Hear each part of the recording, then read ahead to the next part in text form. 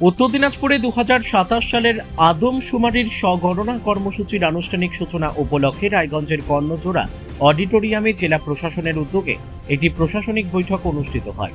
1 থেকে 15 আগস্ট 2026 পর্যন্ত চলবে এই স্বগণনা প্রক্রিয়া।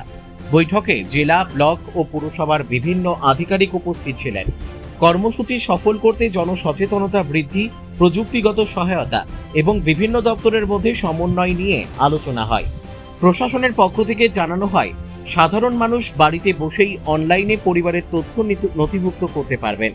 ডিজিটাল পরিষেবা ব্যবহারে অসুবিধা হলে ব্লক ও পুরসভা স্তরে সহায়তা শিবিরের ব্যবস্থা করা হবে। গ্রামীণ ও প্রান্তিক এলাকায় বিশেষ সচেতনতামূলক প্রচারও চালানো হবে।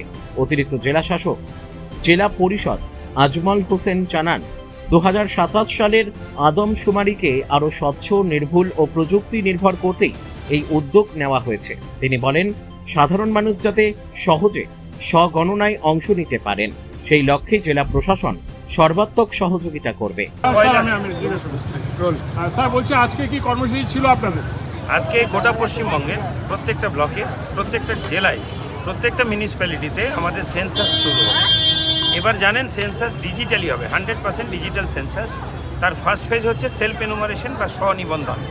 অর্থাৎ আজ থেকে 15 তারিখ, 1 আগস্ট থেকে 15 আগস্ট পর্যন্ত যে কোনো নাগরিক ac.census.gov.in এই অ্যাড্রেসে গিয়ে নিজের নাম, পরিবারের প্রধানের নাম, মোবাইল নাম্বার দিয়ে তার তথ্য পূরণ করতে পারবেন। 15 তারিখের পর থেকে বাড়ি বাড়ি সেন্সাস কর্মী অর্থাৎ এনুমারেটার যারা আছেন তারা যাবেন। 1 মাস ধরে হাউস লিস্টিংয়ের কাজ চলবে। বলছি কি স্যার, যেটা প্রশ্ন হচ্ছে যে অনেকগুলো বিষয় আছে, মনে করুন যে বাড়ির ব্যাপারটা, গাড়ির ব্যাপারটা বলুন। গাড়ি সে তো ভাড়া, সে ড্রাইভার, তার বাড়িতে রাখে, কিন্তু দিনের শেষে যে গাড়ির যে মালিক, তার তো সেটা রেজিস্ট্রেশন হচ্ছে না। তো স্যার না, এই রেজিস্ট্রেশনটা আবার বলছি, সেন্সাসের তথ্য মানে আপনার বাড়িতে এনকোয়ারি করা নয়। সেন্সাসের তথ্য হচ্ছে গভর্নমেন্টের ডেভেলপমেন্টাল প্ল্যানিংয়ে অংশগ্রহণ করার জন্য। এই জন্য আমরা সেলফ ডিক্লারেশন নেব। এবার ধরুন, আপনার বাড়িতে আপনার গাড়ি যদি নিজের থাকে, একজন ড্রাইভার যদি, তার তো নিজের গাড়ি না, সে গাড়ি চালায়, তাহলে সে গাড়ি শো করবে না।